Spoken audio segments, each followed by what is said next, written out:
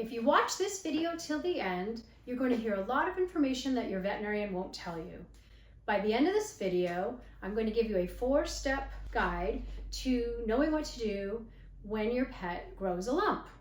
Hi, I'm Pet Doc Donna, and I've had over 30 years of holistic veterinary medical experience, so let's help get your pet feeling better.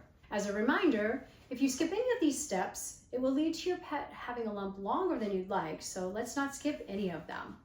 Older dogs often develop benign growths, and they can be anything from a wart to a lipoma. You can see my video on how to handle lipomas holistically on my YouTube channel. In some cases, toxins collect at the skin surface, especially over years. XX toxins can be one of the contributors to skin growths in cases of skin allergies.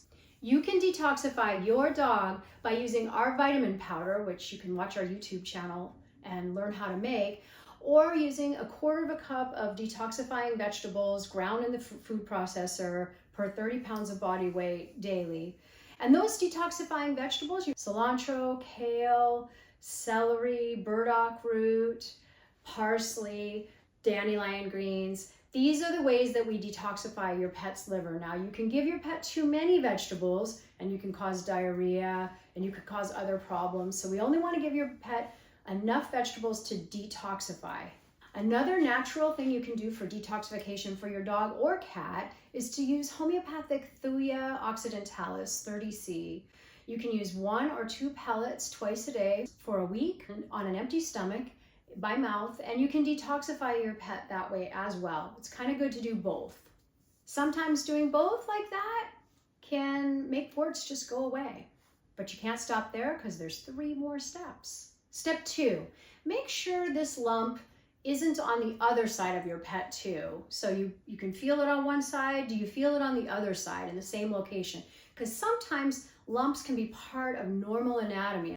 Is the lump new, red, ulcerated, hot to the touch, or is the lump, you can move it with your hand, like in the case of a lipoma. Most lipomas are pretty squishy and you can move them on the skin surface. They don't have any deep attachments. Does your lump have any deep attachments, or is it all on the superficial level? Is it growing fast? These are the questions I want you guys to ask yourselves. So if you answered yes to any of these questions, I need you guys to go to the veterinarian and get that lump taken off. It's the best way to figure out what that lump is to have your veterinarian remove it, biopsy it, send it to the lab, and it's a little bit better than doing the fine needle aspirate. But I want you guys to know that a fine needle aspirate doesn't normally require anesthesia, whereas a biopsy or surgery does. Certain breeds like boxers and golden retrievers and bulldogs can grow malignant tumors more readily or more often than other breeds. So if your pet falls into one of those categories, I want you to be aware that there's a possibility that even a lump that looks like it's pretty benign might be a problem in the case of mast cell cancer. Surgery is sometimes the best initial approach, and the quicker that you get in and get that lump out, the better your pet can be, because the longer you wait, if it's a fast-growing tumor, then that means that there's a less chance that they're going to get wide margins. And we'd like them to get as wide a margins as we can without causing difficulty to the animal. In holistic medicine, a lot of times we have really good success having the surgeons take out what they can. Sometimes they don't even get the full tumor. Sometimes they don't even get wide margins, but because the herbs and all the holistic treatments are so helpful, and you'll learn about those in the next few steps, then we don't always need wide margins. For all growths, it wouldn't hurt to use 2 or 3 drops of food-grade castor oil rubbed into the lump, the wart, the cyst, every day for a week or 2, and monitor the growth of the lump. If it seems to be getting smaller, then that's great. If it isn't getting smaller, then you'll still need to go to the veterinarian and get that assessed. In holistic medicine, we might use different herbs to treat a carcinoma versus a sarcoma. So it's really important to find out what kind of tumor you're dealing with, because each tumor has different ways that it acts within the body. What the herbs do and what the holistic medicine does, the diet, the acupuncture, and the herbs all working together, is that they help the immune system recognize and kill cancer cells. Before I get to the last steps, I want you guys to hit that subscribe button. And the more you comment, the more you like, the more you share, the more you tell your friends, the more you encourage us to make more videos. And you can even suggest what kind of videos we should make. Step 3, give your pet mushrooms. Did you guys know that a sarcoma might be best treated with maitake or shiitake or even reishi, depending on the pet's energetics?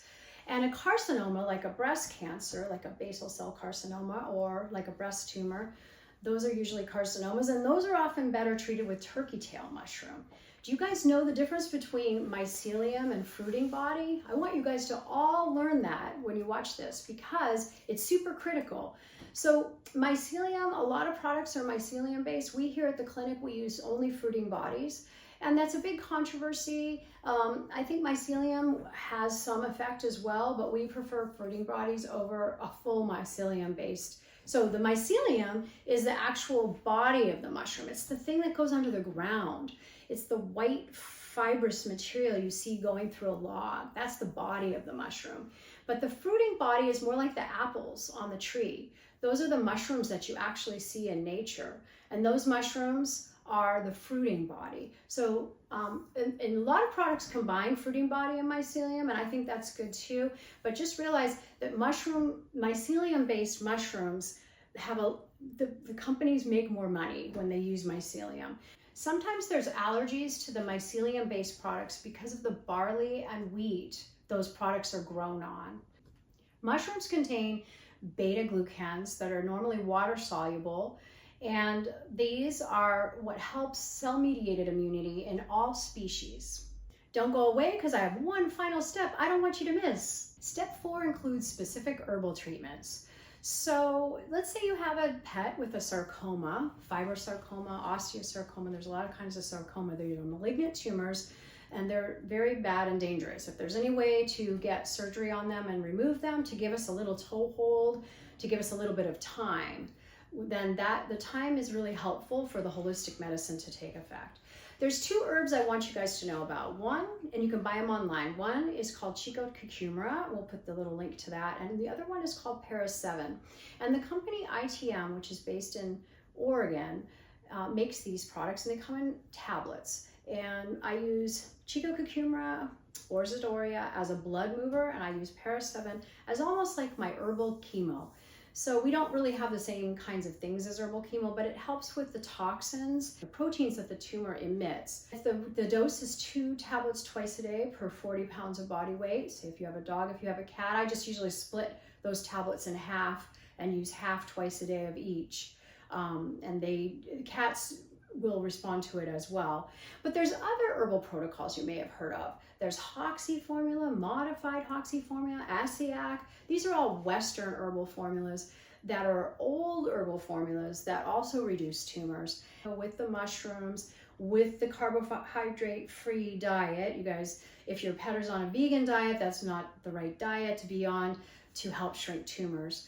I want you guys to realize that meat and vegetable diet is more of an anti-inflammatory diet. It has to be balanced though. So you can look at my other videos. I have a whole video on how to prevent cancer. Along with homemade diets, certain supplements, mushrooms, and specific herbs like I mentioned, we have shrunk tumors here before. Spindle cell carcinomas, osteosarcomas. I had an osteosarcoma go out 4 years without surgical excision of the arm because the dog had a bone tumor in the leg.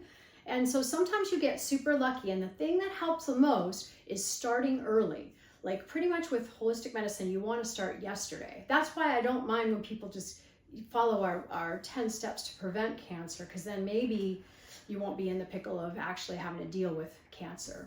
If you loved this video, you're gonna love this one that talks about all kinds of holistic solutions for your limping dog.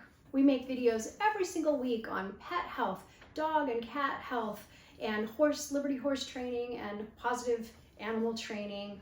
So you guys subscribe for more information about all that. And also, I want you guys to know that the information in these videos is rare, and that's why we want you guys to have special access to it.